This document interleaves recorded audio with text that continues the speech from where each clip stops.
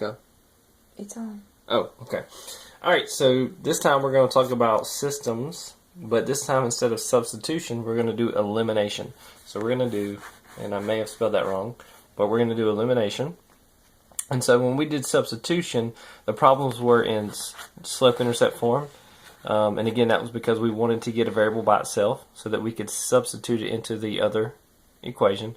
But this time when you do elimination, you want to have a problem, if possible, in standard form. You can do it other ways, but it's generally seen in standard form. Okay, so we have two equations here.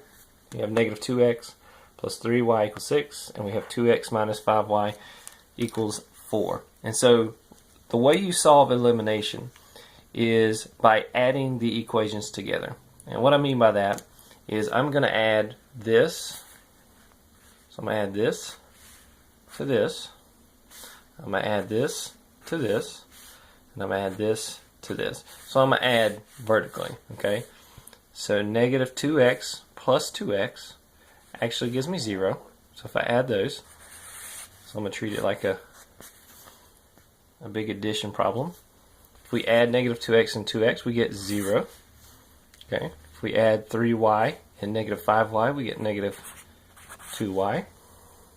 And if we add 6 and 4, we get 10.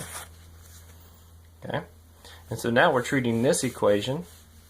So let me just rewrite that. We got negative 2y equals 10. Because again, 0 minus anything is just itself. Oops. And so now we're just solving for y here. And so to do that, we're going to divide both sides by negative 2.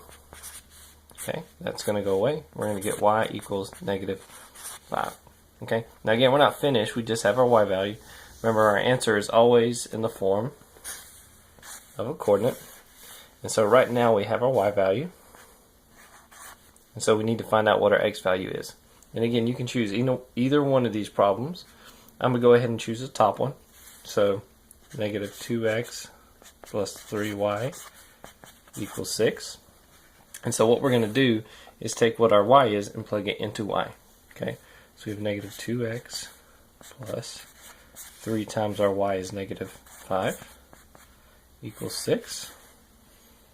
And now we're just solving for x. So now we have y, x is the only variable now, and now we can simplify and solve. So we get negative 2x, 3 times negative 5 is negative 15, equals 6. We need to get this 15, or this minus 15 over here. So to do that, we need to add 15. This comes down. We get negative 2x equals, what's that, 21, I think. And then the last thing is divide by negative 2. And you can leave it as a fraction because this 2 does not go in evenly to 21, or you can write it as, I think, what is it, 10 and a half. Okay, so again, you can write 21 over 2, or you can write 10 and a half.